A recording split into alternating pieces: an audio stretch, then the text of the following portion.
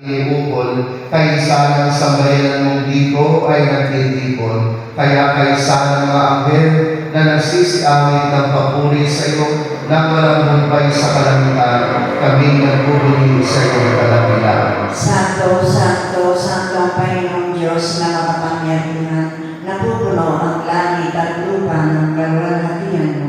Hosana sa itaasan, pinagpala ang naparirito sa ngalan ng Panginoon. Hosana sa itaasan.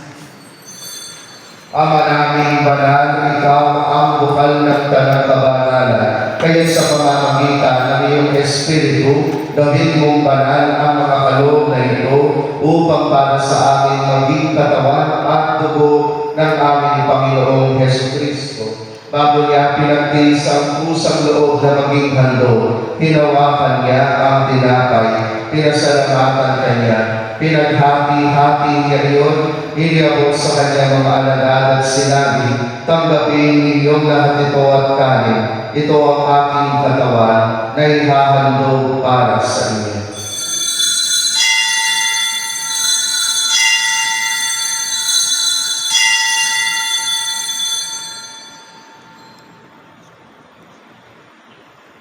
Gayun din naman nung matapos ang hapunan, hinawakan niya ang kalis.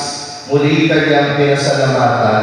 Iniabot niya ang kalis sa kanyang mga alagad at sinabi, tanggapin ninyong lahat ito at inumin. Ito ang kalis ng aking dugo, ng bago at walang hanggang tipan, ang aking dugo na ibubuhos para sa inyo at para sa lahat sa ikapagpapatawad ng mga kasalanan.